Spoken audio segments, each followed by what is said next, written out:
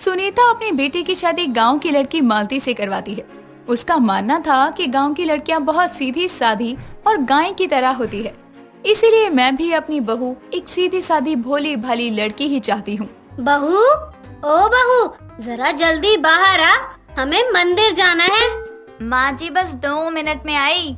सोचा था गांव की लड़की से अपने बेटे की शादी करवा दूंगी तो सास की सेवा पानी करेगी और दिन रात सासू माँ गाएगी, लेकिन यहाँ तो उल्टा ही हो रहा है। मुझे इससे सारा काम समझाना पड़ता है। अब पता नहीं महारानी कौन सा सिंगार पिटार कर रही है जो अभी तक तैयार नहीं हुई।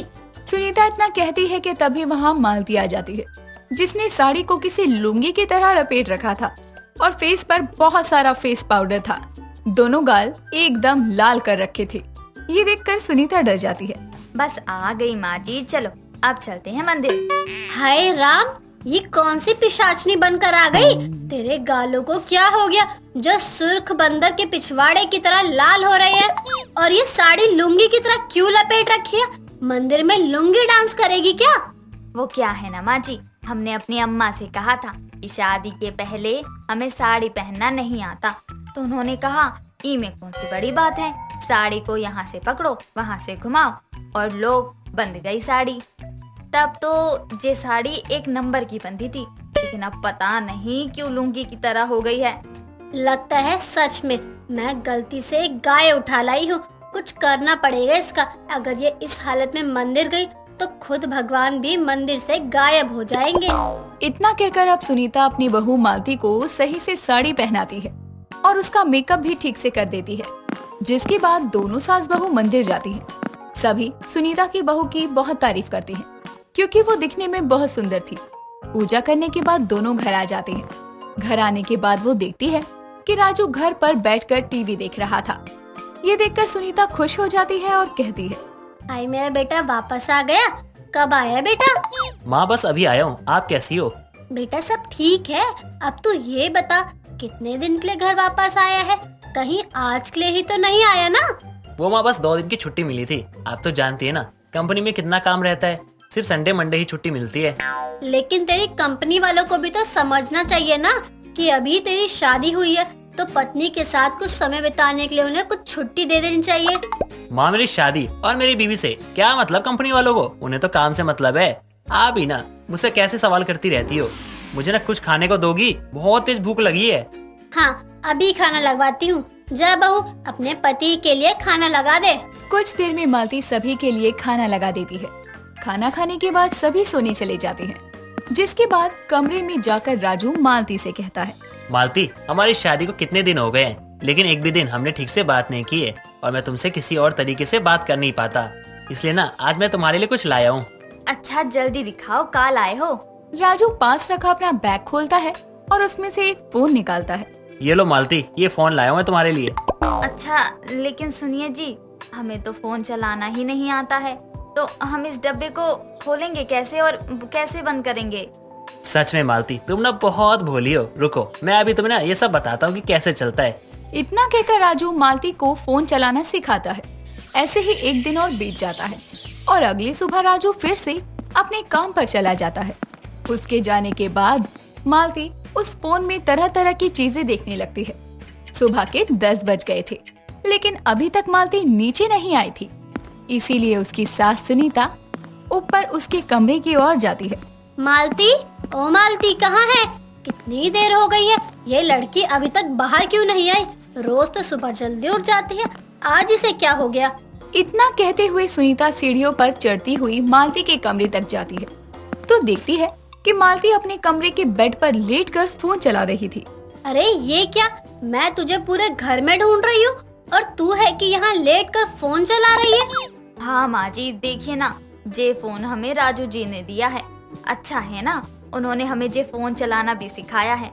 देखो तो इसमें कितनी अच्छी अच्छी वीडियो आ रही हैं। जे देखो कितना अच्छा अच्छा डांस कर रही हैं ये लड़कियाँ। हमें तो बड़ा मजा आ रहा है देखने में, आप भी देखो ना। हे भगवान, ये राजू भी ना, इसके हाथ में ये क्या टुनटुना खिलौना पकड़ा गया? सुबह से ये इसी में घुसी है। अब क्या करूँ इसका, क्या कहूँ इसे मैं? माँ जी जे देखो कितना छोटा बच्चा खेल रहा है। और ले ले बच्चा। अब मैं क्या करूँ इसका? माँ जी, क्या हुआ? माँ जी, भूत भूत, हटाओ इसे भूत। अरे कोई भूत नहीं है, वो बस शॉर्ट वीडियो है। रख अब इसे। पूरा दिन बैठकर यूट्यूब ही चलाती रहेगी या कुछ काम भी करेगी? माँ जी, बस अभी आई एक वीडियो और, बस एक वीडियो। सुनीता बहुत बोलती है, लेकिन मालती बस एक बार और देखने के लिए बार बार कहती है, तो सुनीता वहाँ से उठकर चली जाती है। ऐसे ही कुछ घंटों बाद एक बार फिर से मालती के कमरे में वो आती है। अब तो खाना बना ले, सुबह से यूट्यूब में लगी है। माना कि तुझे पहली बार फोन मिला है, लेकिन इसका मतलब ये तो नहीं कि तू इसे पूरा दिन लेकर बैठी रहे। घर में और भी काम है, तूने सुबह से कुछ नहीं किया है। ठीक है माँ जी, मैं अभी जाकर बना देती हूँ। ये फोन तो रख जा, इसे कहाँ लेकर जा रही है? अब के किचन में भी यूट्यूब देखेगी? माँ जी, मैंने खाना बनाने का नया तरीका देखा है, तो यूट्यूब में देख देख कर ही खाना बनाऊंगी ना। ऐसी बात है तो जा जा, जल्दी से कुछ अच्छा बना दे। बस अभी गई और अभी आई। इतना कहकर अब मालती किचन में जाती है और यूट्यूब देखते हुए खाना बनाती है।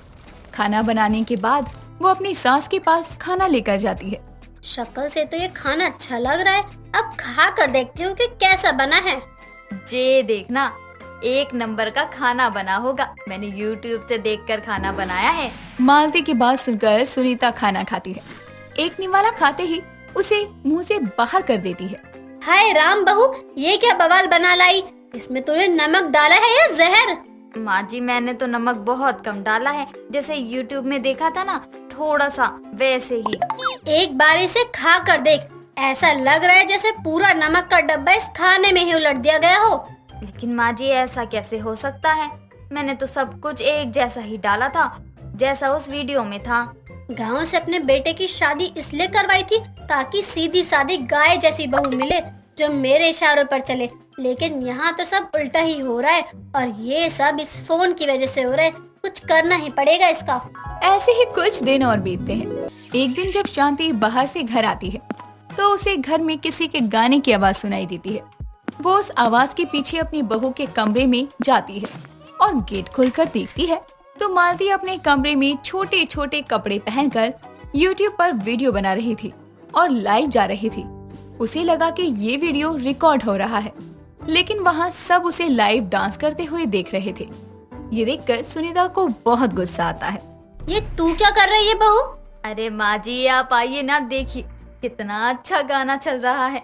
हम इस पर ना वीडियो बनाकर यूट्यूब पर डालेंगे और देखना कितने मशहूर हो जाएंगे। अरे मशहूर तो तू हो ही गई है। बाहर जाकर देख, लड़कों की कैसे भीड़ लगी है तेरी इस वीडियो की वजह से। बंद कर इसे। हमें तो पता ही नहीं था हमारे घर की इज्जत ये छोटे कपड़े पहनकर यूट्यूब पर नीलाम कर रही होगी। हाय राम, अब क्या मुंह दिखाएंगे? पूरे मोहल्ले वाले हमारा मजाक बनाएंगे। माँ जी, ये आप क्या कह रही हैं? मुझे तो कुछ समझ नहीं आ रहा।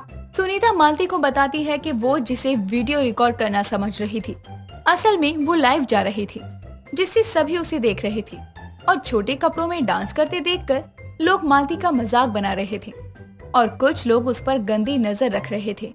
ये सब जानकर मालती को बहुत शर्मिंदगी महसूस होती है कि उसने अनजाने में अपने परिवार का मजाक बना दिया। उस दिन के बाद से वो फोन चलाना ही छोड़ देती है। मीनाक्षी अपनी दोस्त अनीता के साथ मॉल में शॉपिंग कर रही थी। काफी देर शॉपिंग करने के बाद दोनों सहेलियां काफी ज्यादा थक चुकी थी। तभी अनीता कहती है, यार मीनाक्षी, शॉपिंग तो हो गई, अब हम दोनों पेट पूजा कर लेते हैं। हाँ यार, चूहों ने पेट में तूफान लगाया हुआ है, चल कुछ खाते पीते हैं। चल, वो रहा फूड कॉर्नर। अनीता और मीनाक्षी दोनों ही फूड कॉर्नर पर जाती हैं, जहां अनीता बर्गर किंग से बर्गर ऑर्डर कर देती है। कुछ ही देर में दोनों का ऑर्डर मिल जाता है, जिसके बाद मीनाक्षी और अनीता आराम से बैठकर अपना बर्गर एंजॉय करते हैं। बर्गर खाते खाते मीनाक्षी का ध्यान अपने सामने वाले टेबल पर बैठे हुए कुछ लोगों पर जाता है और वो अनीता से बोलती है, अरे यार अनीता, ये लोग क्या खा रहे हैं? पीछे देखकर बता। अरे ये लोग तो पैनकेक खा रहे हैं, वो भी हनी वाले। क्या कहा? पैनकेक? यार, पैन का भी केक होता है क्या? मतलब wall pen, gel pen, glitter pen, colourful pen, ये सब तो सुना था। ये पैन केक भी होता है? ये पहली बार सुना है। अरे लगता है तूने कभी नहीं खाया। और ये पेन नहीं, पैन होता है, बहुत मस्त होता है। खाएगी तो ऑर्डर कर दूं, साथ में एक एक कॉफी भी पी लेंगे। हाँ हाँ क्यों नहीं, कर कर ऑर्डर कर, मैं भी तो देखूं आखिर ये पैनकेक क्या बला है। मीनाक्षी की बात सुनकर अनीता जल्दी से पैनकेक ऑर्डर कर देती है। कुछ ही देर में दोनों सहेलियों का ऑर्डर किया हुआ पैनकेक आ जाता है। प्लेट में रखे पैनकेक को हनी और कुछ ब्लैकबेरी से सजाया हुआ था। ये देखकर मीनाक्षी कहती है, अरे वाह यार, ये कितने क्यूट लग रहे हैं, छोटे छोटे से, और इसके ऊपर जो ये हनी और ब्लैकबेरी है ना, ये भी कितनी अच्छी लग रही है। अब जल्दी से इसे खा कर देखती हूँ, क्योंकि पहली बार मेरे सामने ऐसा केक है जिसमें क्रीम नहीं है और न ही ब्रेड है, और तो और पैन भी नहीं है। ओए घोचू, पेन नहीं पैन है, पैनकेक। अभी बताया था ना, भूल जाती है। पता नहीं कहाँ दिमाग है तेरा। चल अब खा कर देख, बकलोलबाजी बाद में करियो। खा रही हूँ ना पैनकेक। इतना कहकर मीनाक्षी जल्दी से फॉग और नाइफ की मदद से पैनकेक खाती है और उसका स्वाद चखकर मीनाक्षी की आंखों में चमक आ जाती है और वो कहती है, हाय मजा आ गया यार, क्या स्वाद है इसका। कितना अच्छा लग रहा है, एकदम सॉफ्ट है और मिठास भी एकदम बराबर है, ना कम ना ज्यादा। और इसके साथ एक कॉफी तो सोने पे सुहागा हो गई। हाँ यार, मुझे तो बहुत पसंद है। मेरी मम्मी तो घर पर बना देती है। इसका बना बनाया बैटर मिल जाता है, बस पैन में डालो और पैनकेक बना लो। ये बात है, चल फिर मुझे भी दिलवा दियो, मैं भी बना के देखूंगी। ऐसे ही बातें करते करते दोनों सहेलियां अपना पैनकेक और कॉफी एंजॉय करती हैं। जिसके बाद दोनों मॉल से निकलकर पास के बड़े किराने के स्टोर पर जाती हैं और वहां से दोनों पैनकेक बनाने का रेडी टू मेक बैटर ले लेती हैं और अपने अपने घर आ जाती हैं। ऐसे ही वक्त गुजरता जाता है। संडे के दिन जब मीनाक्षी अपनी माँ रीता और भाई गोलू के साथ बैठकर चाय पी रही थी, तभी मीनाक्षी कहती है, माँ आज मैं ना आपको एक नई डिश बनाकर खिलाऊंगी। हाय रे, मतलब आज सबका पेट खराब होने वाला है। माँ लूज मोशन की दवाइयाँ ले आओ। चुप कर नालायक, बता बेटा क्या बनाना है। माँ आज मैं आप सभी को पैनकेक बनाकर खिलाने वाली हूँ। ओ मेरी बहन, एक दो बार और सोच ले, तुझे पैन और प्रेशर कुकर में फर्क तो पता है ना। ज्यादा बोला ना तो मैंने तुझे ही कुकर में डालकर सीटियाँ लगा देनी है। जा बेटा, तुझे जो बनाना है बना। अपनी माँ की बात सुनकर मीनाक्षी जल्दी से रसोई में जाती है और अपना लाया हुआ पैनकेक का बैटर घोलकर रेडी करती है। जिसके बाद मीनाक्षी पैनकेक बनाना शुरू कर देती है। कुछ ही देर में वो बढ़िया बढ़िया पैनकेक बनाकर रेडी कर देती है और उन्हें फ्रूट और कुछ हनी से डेकोरेट करके गोलू और रीता को खाने के लिए दे देती हैं। और गोलू पैनकेक चख कर कहता है, वाह वाह, कमाल हो गया, धोती फाड़ के रुमाल हो गया। बहन तू तो बड़े कमाल की है, ये पैनकेक तो बड़ा मस्त बना है। हाँ मीनाक्षी, सच में बढ़िया बना है। तूने कहाँ से सीख लिया बनाना? कहीं से नहीं सीखा माँ, बस मैंने ना अनीता के साथ मॉल में खाया था, मुझे अच्छा लगा तो मैंने इसको बनाने का बैटर खरीद लिया और YouTube की हेल्प से देखकर बना लिया। बहन और है क्या? मुझे दे दे, मुझे तो मजा आ गया खाकर। ओए तू मेरे हिस्से का भी खा गया और अब कह रहा है और दे दे। अब अगली बार बनाऊंगी तब खा लेना, और नहीं है।